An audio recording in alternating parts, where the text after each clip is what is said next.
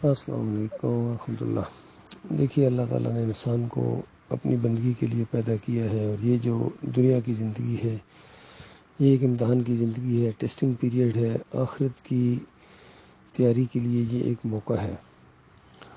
اس میں اللہ تعالیٰ نے جو رہنمائی فرمائی ہے اپنی کتابوں کے ذریعے، اس میں بڑا امتحان بھی رکھا ہے۔ کسی چیز کے 2 یا 3 معنی ہو سکتے ہیں،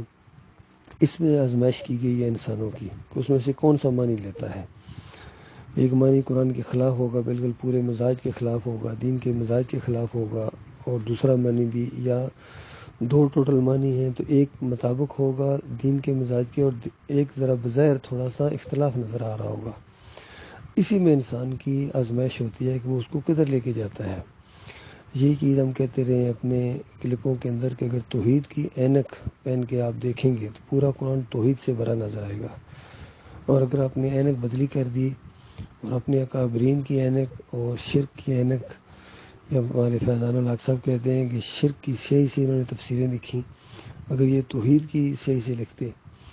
تو یہاں تک گمراہی نہ پھیلتی۔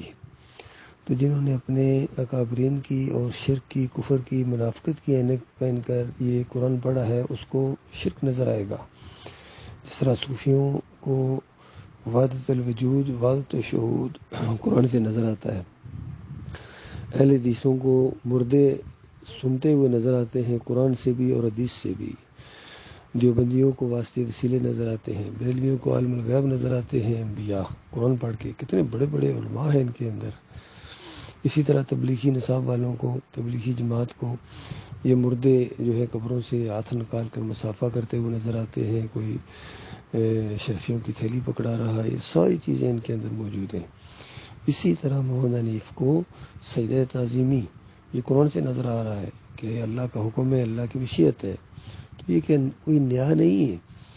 تو مسلک پرستوں نے جہاں ہر معاملے میں مشرکانہ تفسیر کو ترجیح دی ہے، حالانکہ صحیح تفسیر موجود ہوتی تھی، یہ ہے نقطہ قابل غور، صحیح تفسیر موجود ہوتی تھی۔ اور یا ایمانداروں کا یہ کام ہوتا ہے کہ جب کبھی صحیح بات سامنے آ جائے تو پچھلی غلط بات کو وہ چھوڑ دیتے ہیں، حتیٰ کہ اگر اس کی قسم بھی کھا چکے ہوں۔ ایک حدیث میں آتا ہے کہ اگر آپ نے کسی چیز کی قسم بھی کھا لی ہے، بلکہ اپنے بارے میں بھی یہی کہا کہ اگر میں کسی چیز کی قسم بھی کھا لوں اور اس کے بعد صحیح بات میرے سامنے آ جائے تو میں اس قسم کا کفارہ ادا کروں گا اور میں صحیح بات کی طرف آ جاؤں گا۔ یہ صحیح طریقہ ہے، بڑا سادہ سا طریقہ ہے۔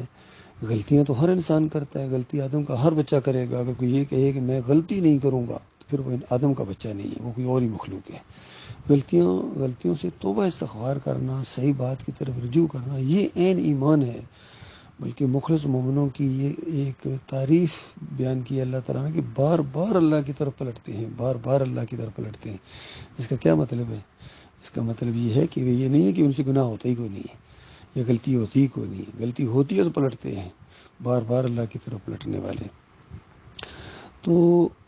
یہ دیکھیے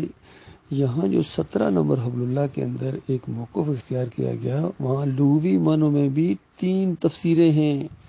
لغوی معنوں میں بھی 3 اس کی تشریح کے سجدہ کا یہ مطلب ہے عربی لغت کے اندر سجدہ۔ ایک تو یہ ہے کہ کھڑے بیٹھے کسی کے سامنے صرف سر کو جھکا لینا، یہ بھی سجدہ ہے، بغیر سر کو جھکائے کسی کی فضیلت کو تسلیم کر لینا، کسی کو اپنا بڑا مان لینا یا اپنے آپ کو ذرا کم اور اس کو اپنے سے بہتر محسوس کرنا شروع کر دینا، یہ بھی سجدہ کے اندر آتا ہے۔ یہ ابن اللہ 17 کے اندر لکھا ہوا ہے۔ اور حیرت ہو رہی ہے کہ وہاں بھی سجدہ کا یہ جو لغوی معنی تھا، اس میں سے بھی جو مشرکانہ انداز والا معنی ہے وہ اختیار کیا اس فیاض محمود باجوہ نے اور ان دوسرے لوگوں نے، تاکہ محمد حنیف نے بھی، اور یہ جو بھی معاملہ ہوا تھا۔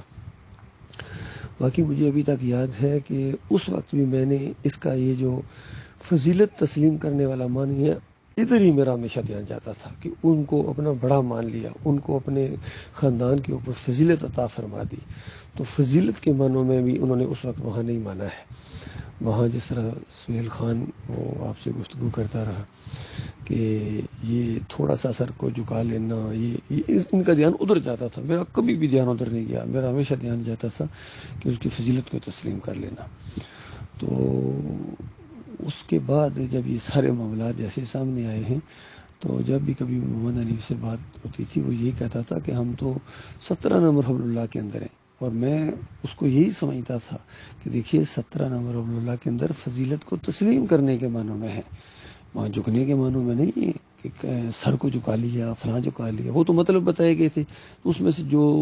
مشرکانہ انداز والا مطلب تھا وہ کیوں لیا گیا ہے؟ اس میں سے جو فضیلت تسلیم کرنے والا معاملہ ہے اس کو کیوں نہیں لیا گیا؟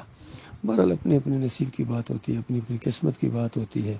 جن کے دماغوں کے اندر شرک تھا وہ ادھر پھر گئے ہیں، بعد میں جب یہ بات سامنے آئی کہ یہ خرو لگانے کی وجہ سے یہ لغوی معنوں میں ہو ہی نہیں سکتا ہے، یہ حقیقی معنوں میں ہے، اور یہ زمین پر ماتھا ٹیک کے سجدہ ہوا ہے، تو 17 نمبر حبل اللہ میں تو اس کی انتہائی نفی کی گئی تھی، اس طرح کے سجدے کی تو وہاں لکھا گیا کہ خارج از امکان ہے، کسی بھی شریعت میں جائز نہیں ہے، شرک ہے، ناجائز ہے یہ معروف سجدہ۔ انہوں نے اب اس کو ایمان کہنا شروع کر دیا کہ اپنی بدبختی ہے، اور جماعت کو انہوں نے ٹکڑے در ٹکڑے کرنا شروع کر دیا۔ 5-6 ٹوٹل، اس وقت بھی میں نے کہا تھا 9 گنڈے ہیں، جس طرح سورہ نمل کے اندر آیا 9 گنڈے ہیں، اور یہاں بھی 9 ٹوٹل 9 ہی بنتے ہیں، یقینی کریں جنہوں نے اس جماعت کا پورا بیڑا غرق کر دیا ہے۔ 9 نمبر 1 اس کے اندر محمد حنیف ہے، یعقوب علی ہے، اختر بیگ ہے، اور منور سلطان ہے، قاری خلیل الرحمان ہے،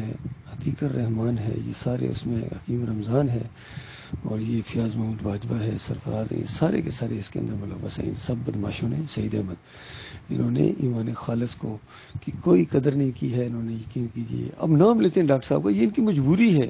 انہوں نے داڑیاں بھی رکھی ہوئی ہیں، داڑیاں رکھنا ان کی مجبوری ہے، ٹوپیاں بھی انہوں نے سر کے اوپر رکھی ہوئی ہیں، ٹوپیاں سر کے اوپر رکھنا ان کی مجبوری ہے، ٹخنے بھی انہوں نے ننگے رکھے ہوئے ہیں، ٹخنے ننگے رکھنا ان کی مجبوری ہے، ورنہ کون ان کو دیندار سمجھے گا؟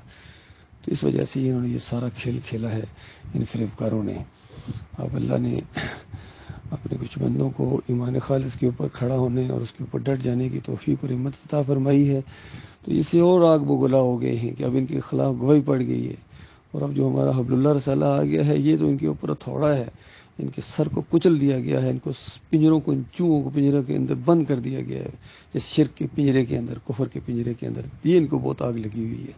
کہ ہمیں پنجروں کے اندر کیوں بند کیا ہے؟ ہم ادھر ادھر دناتے پھرتے تھے، جو چاہیں کرتے تھے، لوگ ہمیں سروں کے اوپر بٹھاتے تھے، عزت کرتے تھے، جدھر بھی جاتے تھے، اب ہمیں مولوی کہتے ہیں، کبھی مناظر باز کہتے ہیں، کبھی فریبکار کہتے ہیں، کبھی طاغوت کہتے ہیں، تو یہ ان کا جو پوسٹ مارٹم ہوا ہے یہ بڑا ہی مناسب ہوا ہے۔